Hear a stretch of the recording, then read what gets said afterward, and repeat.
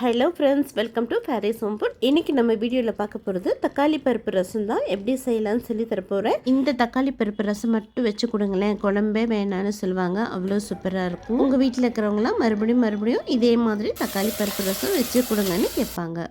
வாங்க இந்த டேஸ்டியான தக்காளி பருப்பு ரசம் எப்படி செய்யலான்னு பார்த்துடலாமா? வீடியோக்குள்ளே போய் பார்க்கலாம். வீடியோக்குள்ளே போய் பார்க்கறதுக்கு முன்னாடி நம்மளுடைய சேனல் ஃபேரிஸ் ஹோம் ஃபுட் சேனலை சப்ஸ்கிரைப் பண்ணாதவங்க சப்ஸ்கிரைப் பண்ணிக்கோங்க. தேங்க்யூ. தக்காளி பருப்பு ரசம் பண்ணுறதுக்கு நான் இன்னைக்கிங்க அரை கப் அளவுக்கு துவரம் பருப்பு எடுத்துருக்கேன். தண்ணி ஊற்றி நல்லா 2 வாட்டி வாஷ் பண்ணி எடுத்துக்கோங்க. இப்போ வாஷ் பண்ணிட்டு வந்த துவரம் பருப்பில் கொஞ்சமாக தண்ணி ஊற்றி நல்லா ஒரு 3 விசில் வேக வச்சு எடுத்துக்கோங்க. 3 விசில் விட்டாச்சு, ஸ்டவ் ஆஃப் பண்ணிக்கலாம்.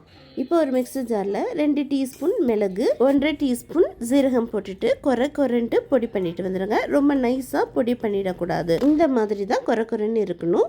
அப்போ தான் ரசம் நல்ல டேஸ்ட்டாக இருக்கும். இப்போ இது கூட ஒரு பச்சை மிளகாய், ஒரு முழு பூண்டையும் போட்டுக்கலாம். போட்டுட்டு மறுபடியும் கொரன்ட்டு இந்த மாதிரி பொடி பண்ணி எடுத்துக்கோங்க. அடுத்து கொஞ்சமாக புளியை எடுத்துக்கோங்க. தண்ணி ஊற்றி நல்லா புளியை கரைச்சிக்கோங்க. புளியோட புளிப்பு அதிகமாக இருக்கக்கூடாது, ஏன்னா இது தக்காளி ரசம்ன்றதுனால தக்காளியோட புளிப்பு மட்டும்தான் அதிகமாக இருக்கணும். அதனால புளியை குறைச்சிட்டு தக்காளியை அதிகமாக போட்டுக்கோங்க. தக்காளி ரசம் பண்ணுறதுக்கு பெரிய தக்காளியாக 4 தக்காளி எடுத்திருக்கேன். சின்ன தக்காளியாக இருந்தால் 6 தக்காளியிலேருந்து 7 தக்காளி இந்த மாதிரி கட் பண்ணி போட்டுக்கோங்க. இப்போ இது கூடவே ஒரு கைப்பிடி அளவுக்கு கொத்தமல்லி இலை, கொஞ்சம் கருவேப்பிலை இலை போட்டுக்கலாம். இது கூட 1 டீஸ்பூன் உப்பு, 1/4 டீஸ்பூன் மஞ்சள் தூள், எல்ஜி பெருங்காயத்தூள் போட்டுக்கோங்க. நல்லா கம்மன்னு வாசனையாக இருக்கும், வாய்வு ப்ராப்ளம் இல்லாமே இருக்கும். அடுத்து கையாலேயே இந்த தக்காளி பழத்தை நல்லா பிசைஞ்சு விட்டுக்கோங்க. அப்போ தான் நல்லா இந்த ரசம் டேஸ்ட்டாக இருக்கும்.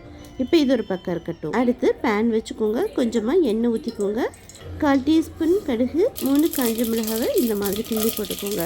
இப்போ நம்ம பொடி பண்ணிட்டு வந்தால் மிளகு சீரக பூண்டையும் போட்டுக்கலாம். எண்ணெயிலே 1 செகண்ட் மட்டும் வதக்கிக்கோங்க.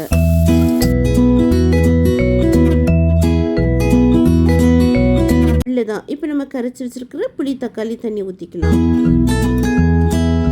வேக வச்சிருக்கிற பருப்பு தண்ணியும் ஊற்றிக்கலாம். இப்போ நல்லா மிக்ஸ் பண்ணி விட்டுக்கோங்க. உப்பு ஒரு தடவை செக் பண்ணிக்கோங்க. இப்போ அப்படியே மூடி போட்டு விட்டுட்டு ஒரு 5 நிமிஷம் அப்படியே இருக்கட்டும். ஒரே ஒரு கொதி மட்டும் விடுங்க, அதிகமாக கொதிச்சிடக்கூடாது. பாருங்க, ஒரே ஒரு கொதி மட்டும் விட்டாச்சு. இப்போ கடைசியாக கொஞ்சம் கொத்தமல்லி இலையும் தூவிடுங்க. கருவேப்பிலை இருந்தால் கூட கொஞ்சம் கடைசியாக கருவேப்பிலையும் போட்டுக்கோங்க. அவ்வளோதாங்க. இப்போ ஸ்டவ் வந்து ஆஃப் பண்ணிக்கோங்க. நல்லா சூப்பராக மணக்க தக்காளி பருப்பு ரசம் தயார். அவ்வளோ டேஸ்ட்டாக இருக்குங்க. கண்டிப்பாக ஒரு முறை இந்த மாதிரி செஞ்சு பாருங்கள். கண்டிப்பாக உங்கள் வீட்டில் இருக்கிற எல்லாருக்கும் ரொம்பவுமே பிடிக்கும். கோல்டு அதிகமாக இருக்கிற டைமில் நல்ல சூடாக இந்த ரசம் ஊற்றி குடிங்க. அவ்வளோ ஒரு ரிலாக்ஸாக சூப்பராக இருக்கும். நல்லா இந்த ரசம் சாதத்துக்கு கருணக்கிழங்கு, உருளைக்கிழங்கு, வாழைக்காய், கத்திரிக்காய் அப்புறம் வச்சு சாப்பிட்றதுக்கு சூப்பராக இருக்கும்.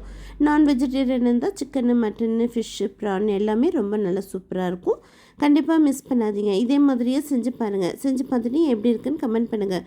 இந்த வீடியோ பிடிச்சிருந்ததுன்னா மறக்காமல் லைக் பண்ணுங்கள், ஷேர் பண்ணுங்கள், சப்ஸ்கிரைப் பண்ணுங்கள். தேங்க்யூ ஃபார் வாட்சிங். பாய்.